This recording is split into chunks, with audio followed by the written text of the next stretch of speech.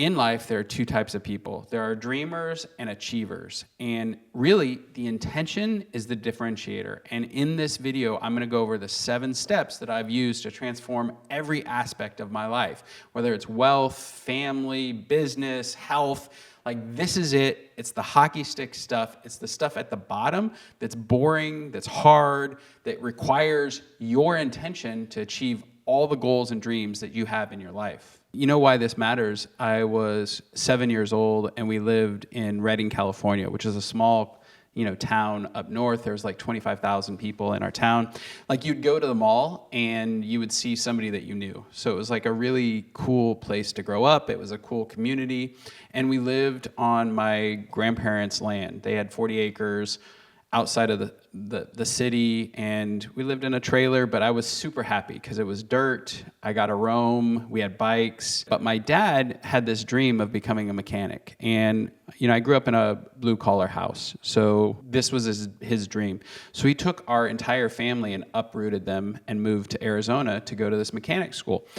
The challenge with that plan was he underestimated the amount of work, the amount of money, the amount of time required to actually go to school full time and support a family of 4. And so we found ourselves in a worse scenario than we were in Redding, California, in Phoenix, Arizona. We were in the hood. We lived in a ratty apartment. There were bugs. My dad had to actually get 3 jobs. So he was working 3 different jobs and going to school, which meant he never slept.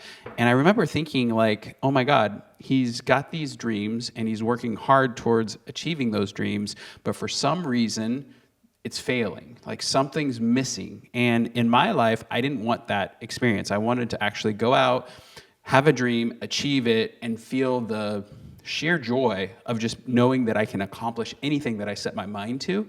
And so in my career, whether it's wealth, family, my personal transformation, 3 years ago, I was 50 pounds heavier than I am today. And I use this exact same formula and process that I'm going to share with you today to make that transformation, to go from a dreamer to an achiever. And it all starts with simply setting an intention.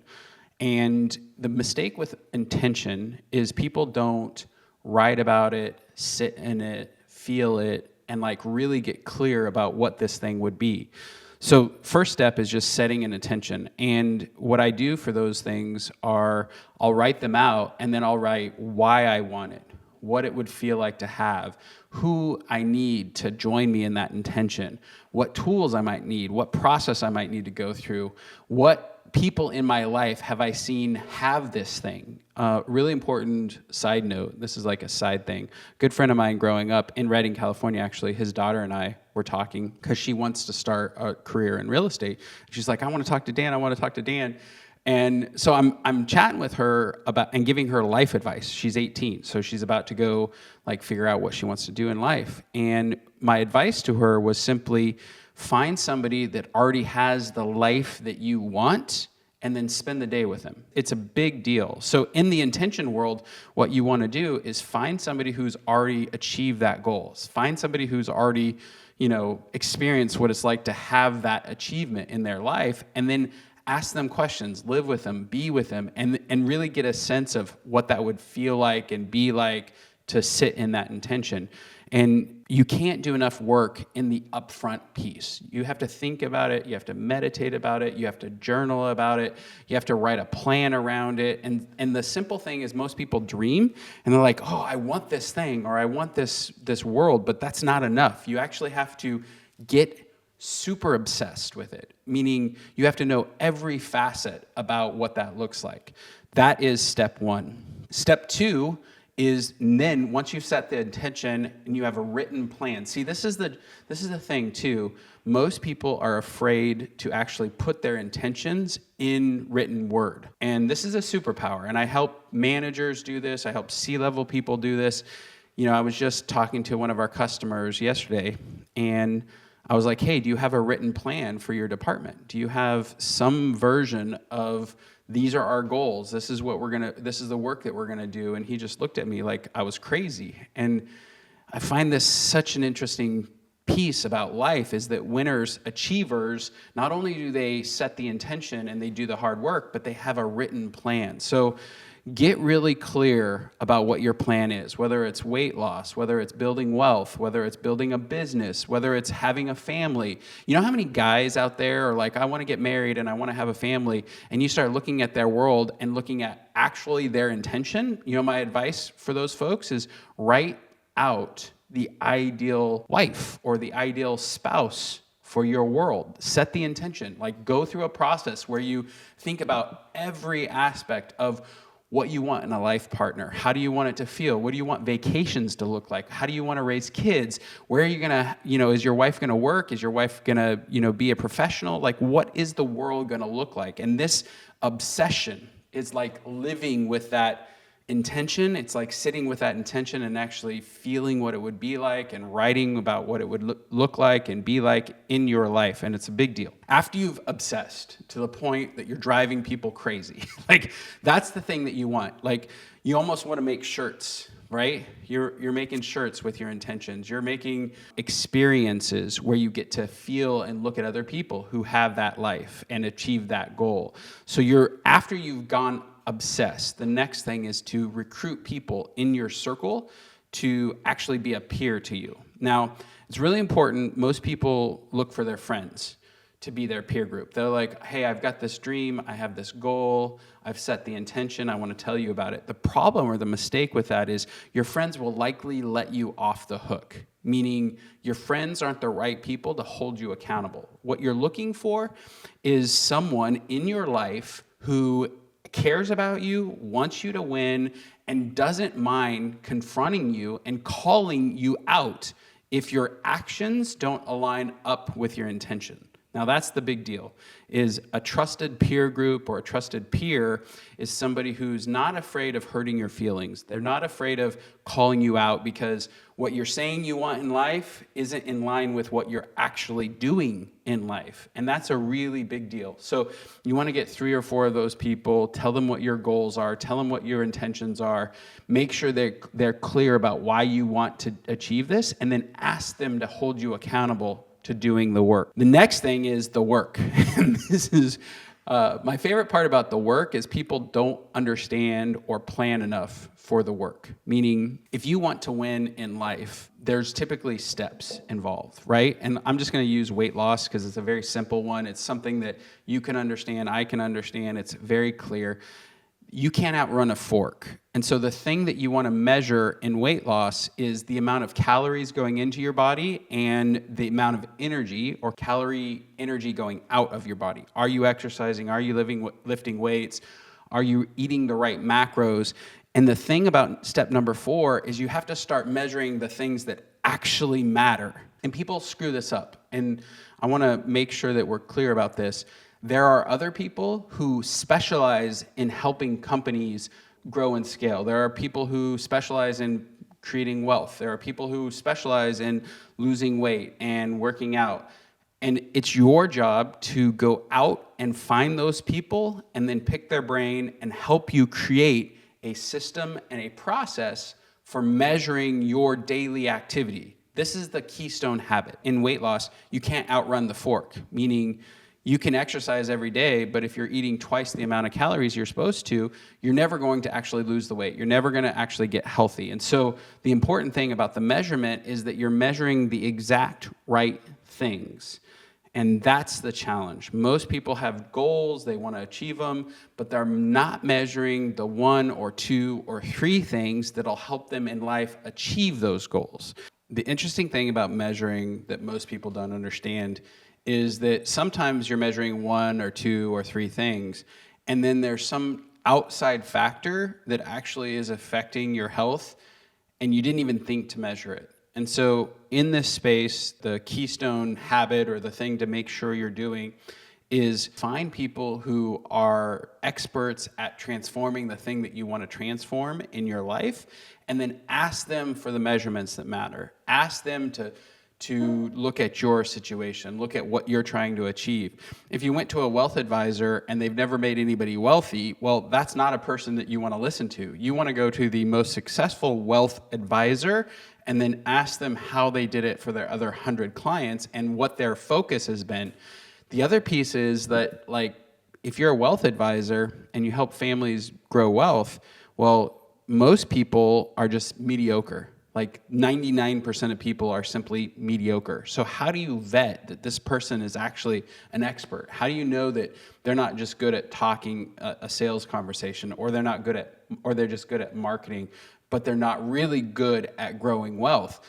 You have to ask that person to actually show them how they've won or outstripped the marketplace or done better than the average investment advisor. And that's a superpower in this measuring what matters, because most people are measuring one or two aspects, and they don't realize that these other two things out here are actually just as impactful, and they weren't measuring because they didn't seek the advice that's required. Now, the fifth step is actually interesting because it's finding third-party validation.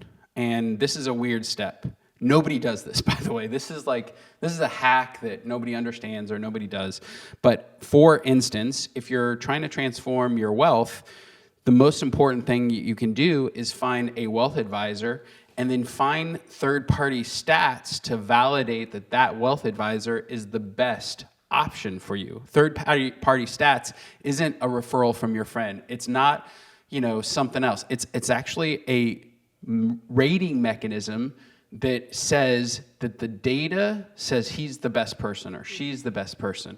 And I'll give you an example for losing weight, transforming your world in terms of the physical body. There are DEXA scans where you can actually put your body into a scanner and see the amount of muscle, fat, bone density in your body. Meaning if you're trying to transform your body, you need some third-party measurement that is independent of how you feel or what the scale even says. Most people are just weighing themselves and like, oh, look, I'm losing weight. Well, you could be losing muscle, which is the opposite of what you want to do. And so you need some third-party data validation system to check that you're on the right track. So if you're trying to transform your marketing team, guess what? Third-party validation would be, how many leads are you actually creating inside of your business? Is your website attracting more and more of your ideal customer? These are third-party ways of actually validating that the work that you're doing is actually turning into success. And this is a really important step. Most people, they want the goal, they'd like to achieve the dream, but they're not willing to actually take this step because the reality is undeniable. That's the thing that you want to look for, is some way for some third party to do a reality check on what you're doing in terms of activity and daily work and whatever you're trying to transform, so that you can't lie to yourself. You can't make a narrative up in your head that you're trying really hard, or you set the best of intentions, but the cake is too good, or spending that extra money outside of your budget is fine this one time. These are the things that you have to avoid if you really want to be an achiever in your world. The sixth thing is interesting because it requires a little introspective. Like you've got to actually go inside and do a self-assessment. Well, usually when you're doing this kind of transformative work, it's not easy, and usually you're missing a skill set. There's something about you that means you need to learn something, or you need to have a coach, or you need to have some transformation in your life that is very, very you and skill-based. So the next part is just like, hey, do I have the right skill set? Do I have the right, thought process? Am I wildly successful at doing this, or who do I need to learn from? Because most transformations require a learning piece.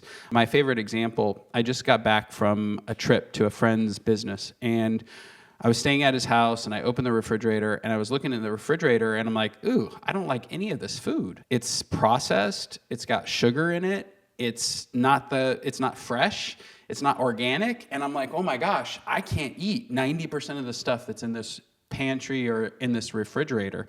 And so what's happened is, because of my transformation in terms of my weight, I've shifted my thinking about what I put in my body. And that was a skill set that I didn't have 2 years ago, 3 years ago when I started on this journey, and now it exists. And so what I realize is my friend who, I love him, he's a great guy, he hasn't yet done this transformation. He hasn't yet learned the skill about the food that he puts into his body. And so it's really important that you're self-assessing as you're trying to achieve and create change and transformation in your life.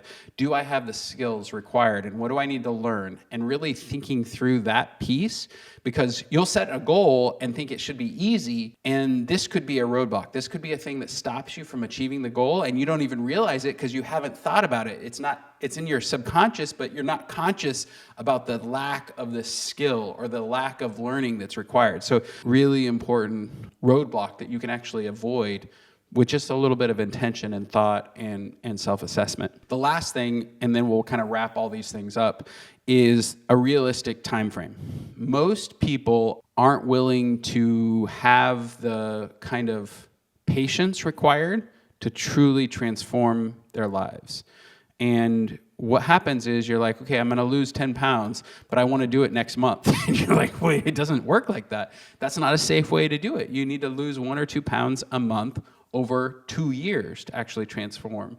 And that's how you'll do it in a sustainable way. And so in this part of like, what's a realistic time frame, you have to think through like, hey, how long should this transformation take?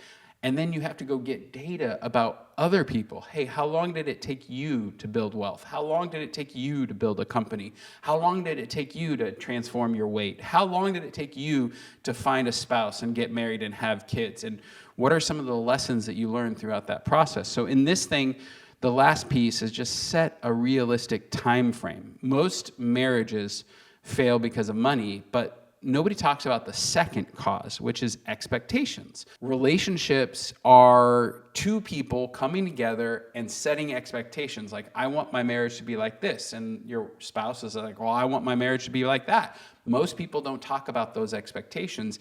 In this step, what you want to do is set realistic time frames and expectations so that you're not disappointed, so that you're not delusional about how long this transformation should take. And you're also not demotivated by the fact that you're not hitting your goals. You might want to set micro goals towards your larger goals. So, what can I do in the next 2 weeks? What can I do in the next 2 months to help me transform this over a long time frame?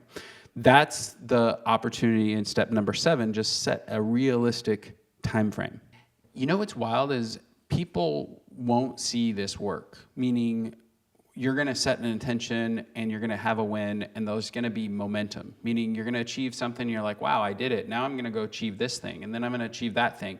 And then what happens is you have this hockey stick in your life where all of a sudden all of your dreams and goals are completely inside of your grasp, and you can actually do it. And you are recognized by your peers as somebody who just makes things happen.